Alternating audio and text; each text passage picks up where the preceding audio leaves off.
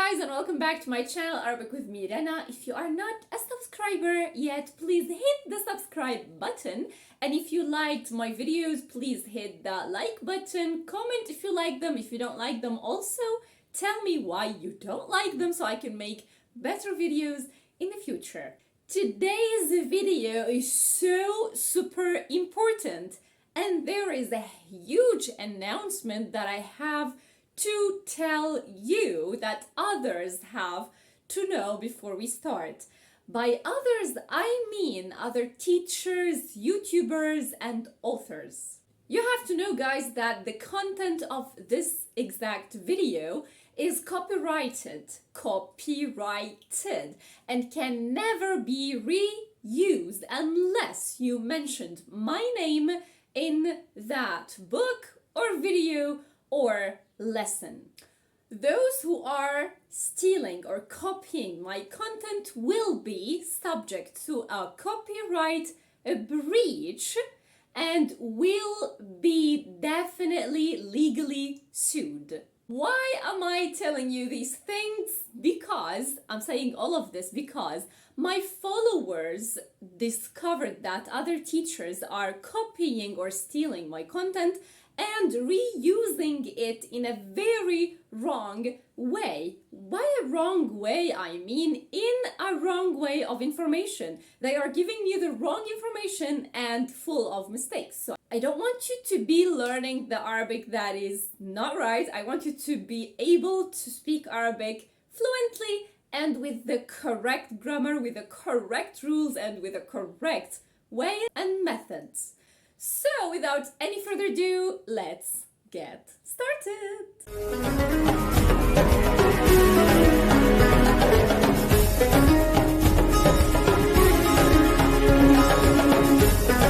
This video will speak about the patterns of the Arabic language sentences and the structure of the sentences, but only in Levantine Arabic. But first of all, let's take a look at the structure of the sentence in the Standard Arabic for those who are coming from Standard Arabic and they want to switch to the Levantine. And also I want the Levantine learners who don't know the Standard Arabic to know a little bit about this in Standard Arabic. So the Standard Arabic structure of a sentence is the following: verb first, subject second, and an object third. For example, شرب الولد الحليب. شرب الولد الحليب. شرب is the verb, الولد is the subject, and الحليب is the object. Which means literally that the kid or the boy drank the milk. Voila! And that's it in Standard Arabic. We use the same exact pattern in Levantine as well. But in Levantine, we have 4 more patterns that we use. So that makes them 5 patterns in Levantine Arabic. I put all of these patterns into 2 categories, 2 sections. And again, it's copyrighted. If you wanted to mention that ever, just mention my name, Rana Makhlouf. 2 sections. The first section is called the simple pattern, and the second is called the complex pattern. Let's take a look at the simple pattern first. This section or this pattern has 2 choices. We will make them A and B. Number A says, first the verb, then the subject, and then the object. Just like the standard pattern, the standard structure of the sentence. Example, شرب الولد الحليب. Same exact thing as the standard structure. شرب الولد الحليب. شرب, verb, الولد, subject, الحليب, object. Number B of this section is first subject, second verb, and the third is object. We might start with the subject in Levantine Arabic and then say the verb afterwards. This is speaking about the Levantine Arabic. Again, Levantine Arabic. Because we don't care about the grammar in Levantine Arabic. Come on, it's just a dialect. Why would I care about the grammar, right? So the same exact example that we used, which was شرب الولد الحليب. I can change it. I can change this structure and I can start with the subject. I can say الولد شرب الحليب, and that's totally just fine. And this was the second pattern of the first section, which is the first structure, which I called it the simple structure or the simple pattern. And now let's speak about the complex pattern, the complex structure, which is number 2. This section or this structure has 3 choices, and it is called complex because it's complex. So it's complicated. It's not that simple as the first one. We have to add a new word to it to make this structure. We have 3 choices again, A, B, and C. Let's start with the A. Don't forget to take your notes because there is a homework at the end of this video. Take your notes. Take your notes. Take this note here, which is the first choice, number A, says we start with a verb, but this verb has to have a suffix addressing the object. Object. There is a suffix addressing the object, and these suffixes are the same as the noun suffixes. So again, I repeat, verb and a suffix that is addressing the object. Second, there is a subject, and then we have the letter la, and then an object. For instance, I will go first with the simple pattern of the same exact sentence, and then I will convert it to the complex one. So I just told you that شرب الولد الحليب. شرب الولد الحليب. This is the easy one and the simple pattern. Now I will make it a complex number A. I will say شربوا شربوا الولد لا الحليب. شربوا الولد لا الحليب. So you can see here that we have first شربوا, شربوا, which has the suffix that indicates the object, which is the milk. Oh, which is he. شربوا الولد, subject. لا الحليب, which is the object. Now, this is the number A pattern, number A choice of the complex pattern. And now let's have another example. Simple one first and then the number A complex second. The simple one says the kid ate the apple. The kid ate the apple. So we would say the simple one, أكل الولد التفاحة. أكل الولد التفاحة. أكل الولد التفاحة. So in this case, I will change it into the complex number A. The complex pattern number A says أكلا. The A is addressing the object, which is تفاحة. So أكلا الولد لا التفاحة. أكل الولد للتفاحة. أكل الولد للتفاحة. Next example, first the simple one and then we will make it complex. So we would say شال الولد التفاحة والحليب. شال الولد, so he grabbed them. So شال الولد التفاحة والحليب. So we have the simple one, we have شال, which is the verb, الولد, which is the subject, and the التفاحة والحليب, both of them are the object. So in this case, I will change it into the complex one, the complex number A.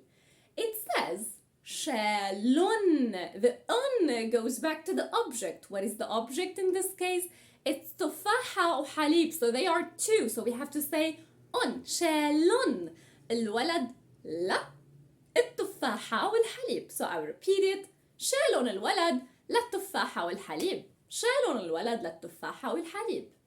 This was the complex pattern number A. Now let's get started with the number B.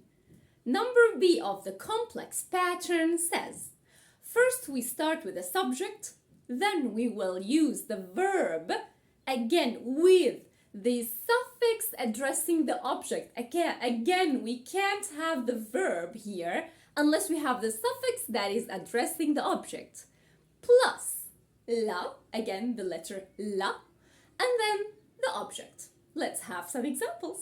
I want you guys to go back to the simple pattern number B. Simple B. Simple pattern number B.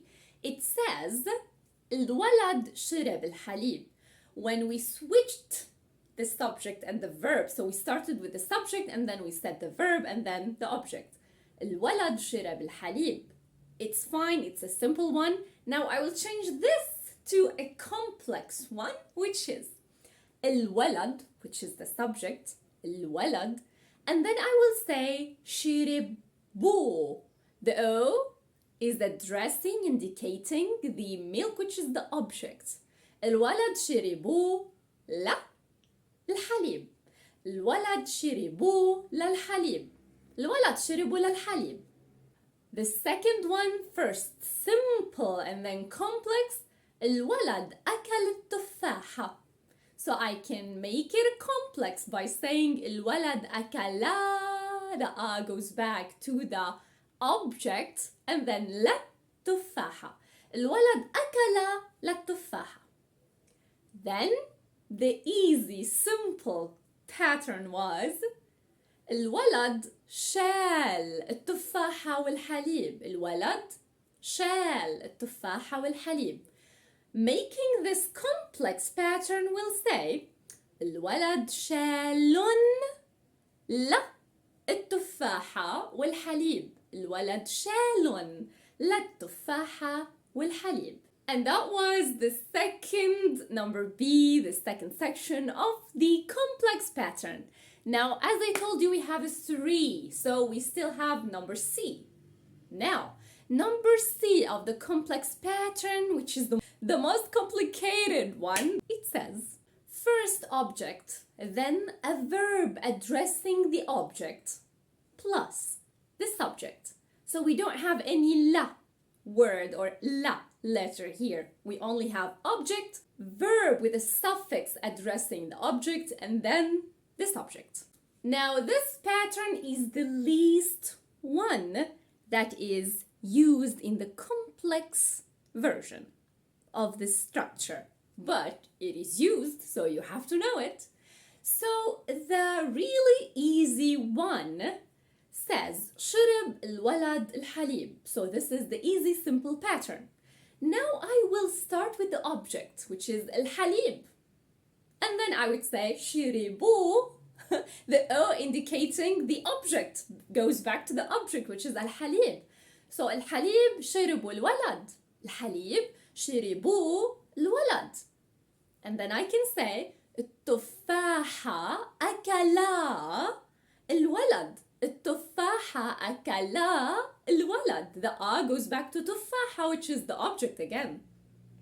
And I can also say التفاحة والحليب شالن الولد. The on goes back to both of the objects there because they are they.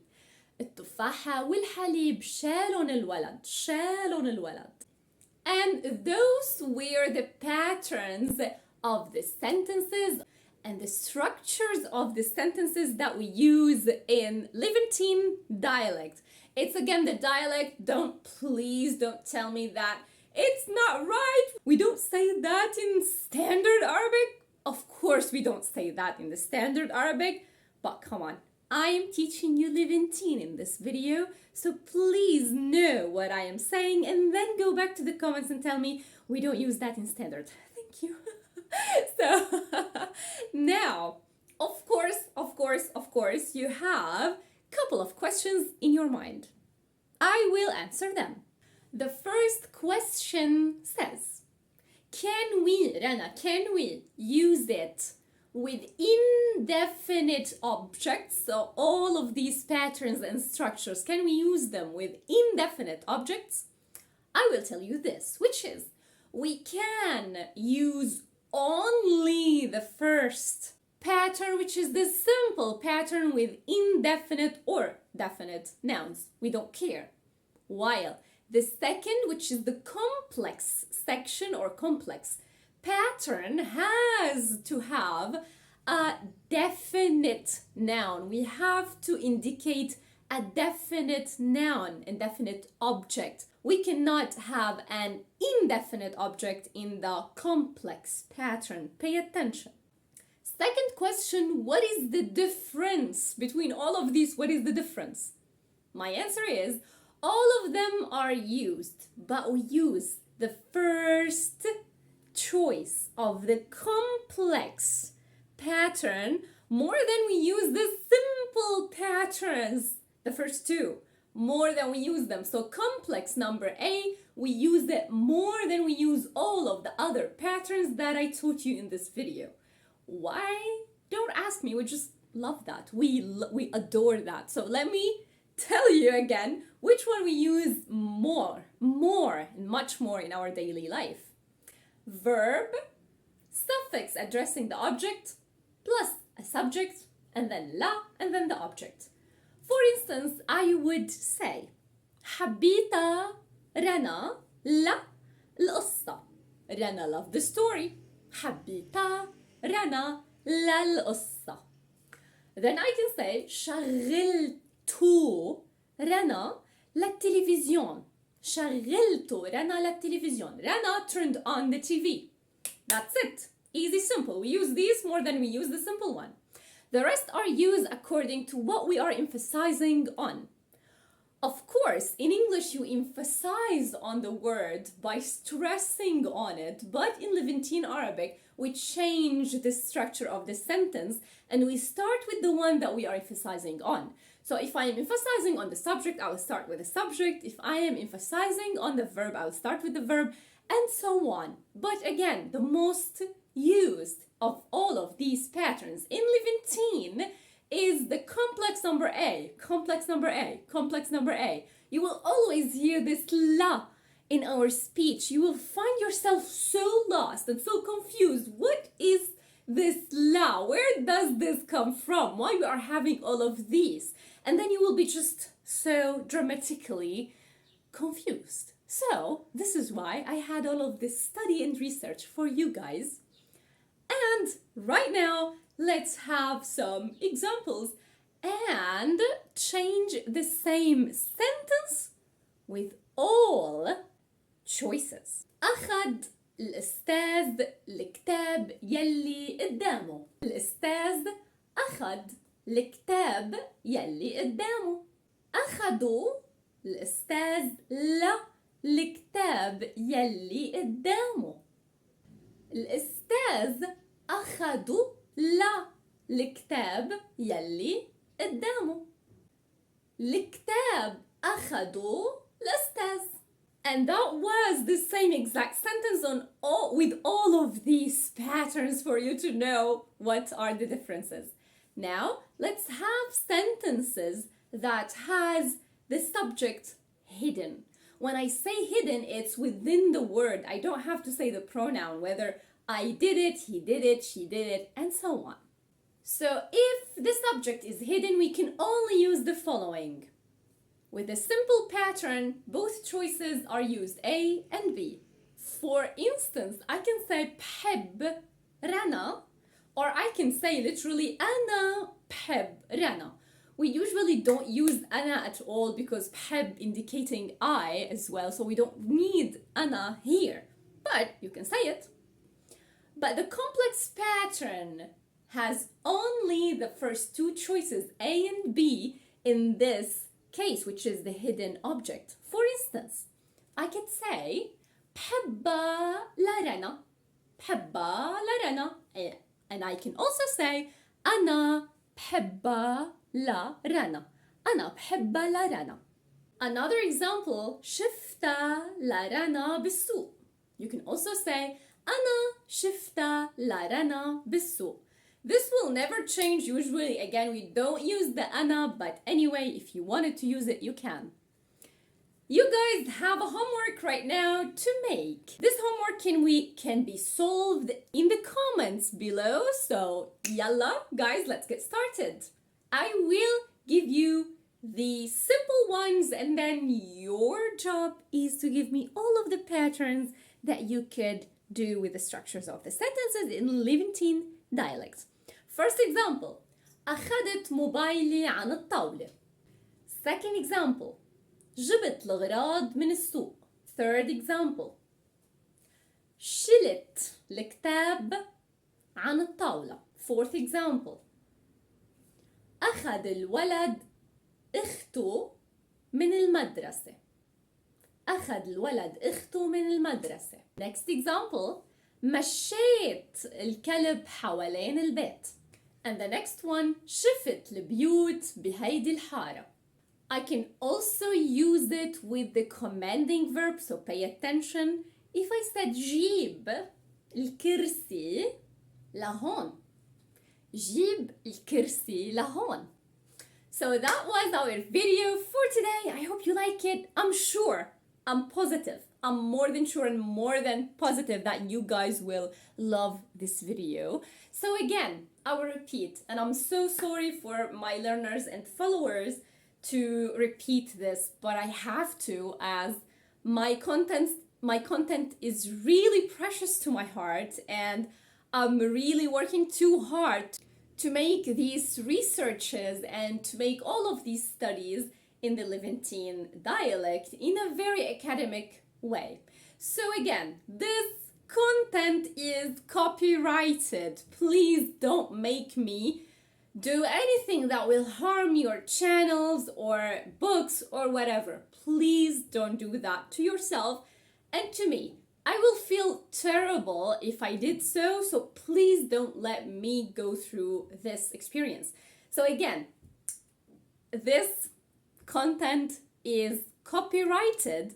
This content can't be used or reused unless you mentioned who made this study.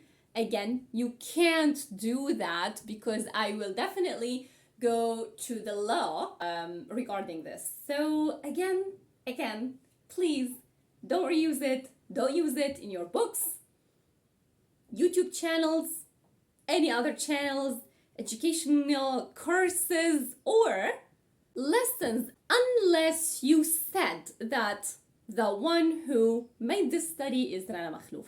Thank you so much for watching. Thank you so much, and I'm really sorry to say all of these copyrighted issues about my work. So thank you so much, guys, for watching. If you have any questions, suggestions, or recommendations, please don't hesitate to comment below or to go to my Instagram, to my Facebook, and ask me all of the questions that is in your mind.